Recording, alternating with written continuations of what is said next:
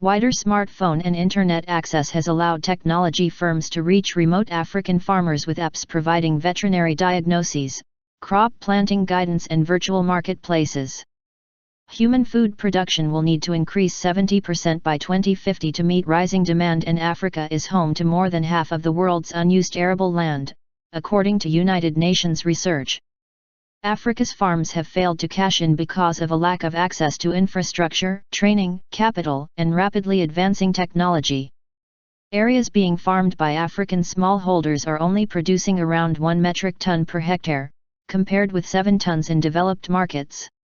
The growth of Africa's middle class combined with a fall in the prices of technology has opened up opportunities for investment in farms on the world's poorest continent. Africa is key to global food supply and we need to unlock its potential, said Mark Davies, a .com veteran who runs iCow, which provides advice to farmers and links them with traders in a virtual marketplace.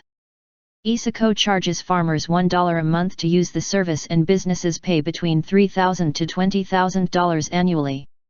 Other apps recently launched include a Kenyan cattle monitoring app called iCow and online marketplace mFarm, which has partnered with Samsung. By 2025, half of Africa's 1 billion population will have internet access and there will be 360 million smartphones on the continent, according to McKinsey consultants. Internet technology could increase annual agricultural productivity in Africa by $3 billion a year, McKinsey says. Mobile access. People who don't have access to running water or electricity have access to a phone that is more powerful than computers we had a few years ago, said Sami Ibrahim, lead developer at Glasgow-based technology startup Koyengo. That creates a huge opportunity, said Ibrahim, who along with his IT graduate colleagues developed Vet Africa, an app which provides veterinary advice. Koyengo has been backed by Microsoft and, like most technology firms targeting African agriculture, it is also working with foreign aid donors. Growth in agriculture is twice as effective at reducing poverty as other sectors, aid agencies say, but tech firms are also hoping to turn a healthy profit. Koyengo wants Vet Africa to build a database it can sell to African governments, NGOs and pharmaceutical companies. To spur growth in African agriculture, however, governments need to improve transport and power infrastructure, and banks need to lend to farmers. The number one challenge for smallholder farmers in Africa is access to credit, said Kola Masha, founder of Nigerian firm Doro Partners.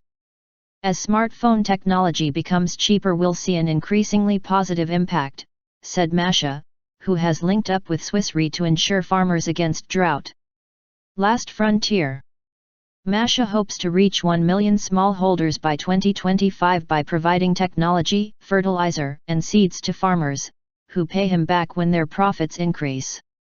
Agriculture giants like Syngenta and Monsanto are investing in technology in Africa, but microtech firms are also popping up in off-the-beaten-track areas. Botswana startup Modizar tracks cattle herds and gives advice on feed, vaccinations, and finance by text message. It won the Orange African Social Venture Award last year. Cameroon's Mwanko Farm has set up an online marketplace for farmers to sell fresh produce in a scheme it hopes will increase the income of 13 million people. The growth in the use of technology in Africa could bring hundreds of millions of poorly organized and isolated people in rural communities into global markets. I think of this as the last frontier on Earth for the Internet, said iCow's Davies.